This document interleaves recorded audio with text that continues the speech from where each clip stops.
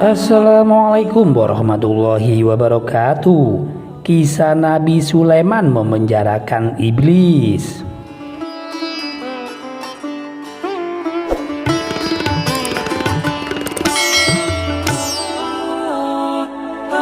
Diriwayatkan saat terusir dari surga, iblis berucap dengan nada sumpah untuk menyesatkan anak cucu Adam, sehingga manusia yang tergoda rayuan akan iblis akan hanyut dalam maksiat kepada Allah.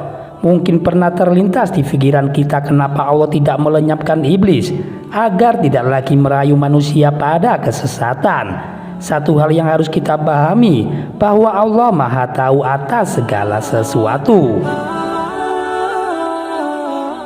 Nabi Sulaiman diberi kekuasaan oleh Allah yang menakjubkan. Dengan izin dari Allah, Nabi Sulaiman mampu menundukkan jin, manusia, dan hewan sehingga mereka patuh terhadap apa-apa yang Ia perintahkan. Terdapat sebuah riwayat yang menjelaskan bahwa Nabi Sulaiman mempekerjakan iblis untuk membawa dan mengimpor batu-batuan, pasir, serta bahan bangunan dan yang lainnya untuk mendirikan bangunan-bangunan istana yang megah. Iblis memang patuh dan tunduk terhadap Nabi Sulaiman, namun mereka tetap teguh pada ucapan, yaitu menyesatkan anak cucu Adam. Terdapat sebuah riwayat bahwa Nabi Sulaiman memohon kepada Allah agar dirinya diberi kuasa untuk memenjarakan iblis, agar manusia tidak lagi melakukan dosa dan kemaksiatan. Allah yang Maha Tahu mewahyukan kepada Nabi Sulaiman, "Wahai Sulaiman, tidak ada baiknya jika iblis ditangkap." Namun Nabi Sulaiman memohon seraya berkata, "Ya Allah, keberadaan makhluk terkutuk ini tidak ada kebaikan di dalamnya." Allah Subhanahu wa Ta'ala berfirman, "Jika iblis ditangkap, maka banyak pekerjaan manusia yang akan ditinggalkan." Nabi Sulaiman kembali memohon, "Ya Allah, aku ingin menangkap makhluk terkutuk ini selama beberapa hari saja." Allah pun menjawab, "Bismillah, dengan menyebut nama Allah, tangkaplah iblis." Setelah mendapat izin dari Allah, Nabi Sulaiman menangkap iblis, mengikatnya dan memenjarakannya agar tidak ada lagi yang menyesatkan manusia. Namun apa yang terjadi setelah iblis dipenjara? Selain seorang nabi, Nabi Sulaiman juga seorang raja yang agung dengan wilayah kekuasaan yang begitu luas. Dalam memenuhi kebutuhan rumah tangganya, Nabi Sulaiman tidak mau menggunakan uang kerajaan. Beliau memilih menggunakan hasil jerih payahnya sendiri dengan membuat kerajinan tas untuk dijual ke pasar.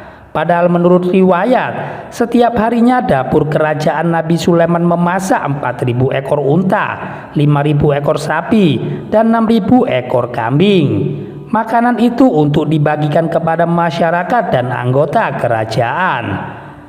Dengan wilayah kekuasaan yang sangat luas dan diagungkan oleh rakyatnya, serta disegani oleh musuh-musuhnya, Nabi Sulaiman adalah sosok pemimpin yang sederhana. Dia menolak makan menggunakan uang kerajaan dan memilih makan dari hasil usahanya sendiri dengan menjual tas-tas buatannya di pasar. Pada suatu pagi, Nabi Sulaiman mengutus seseorang pergi ke pasar untuk menjual tas buatannya. Sampainya di pasar, dia kaget karena tidak menemukan seseorang pun. Kemudian pulang dan memberitahu fenomena ini kepada Nabi Sulaiman. Karena tas buatannya tidak terjual, malam itu Nabi Sulaiman tidak makan dan hanya minum air putih saja.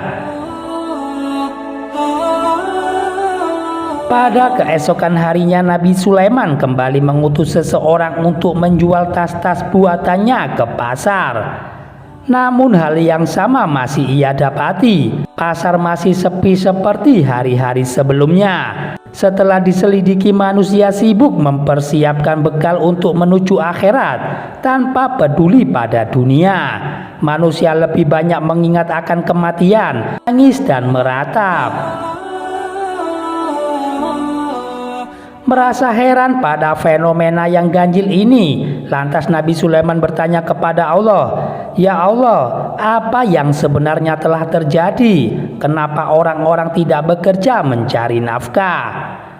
Allah berfirman, "Wahai Sulaiman, engkau telah menangkap iblis, sehingga akibatnya manusia tidak bergairah bekerja mencari nafkah. Bukankah sebelumnya telah aku katakan kepadamu bahwa menangkap iblis tidak mendatangkan kebaikan?"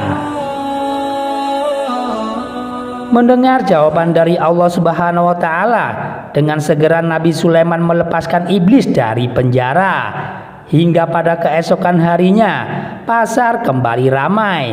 Orang-orang kembali bersemangat bekerja, mencari harta dunia untuk makan dan memenuhi kebutuhannya. Allah tidak pernah melarang kita untuk mengejar kenikmatan akan dunia. Namun jangan sampai kesibukan dalam urusan dunia dan segala gemerlapnya membuat lupa untuk apa kita diciptakan. Di dalam surat Az-Zariyat ayat 56 yang artinya, "Tidak aku ciptakan jin dan manusia melainkan agar mereka beribadah kepadaku." Demikian kajian yang singkat ini bisa kami sajikan. Semoga kita bisa mengambil hikmah dan manfaat dari kajian ini. Wassalamualaikum warahmatullahi wabarakatuh.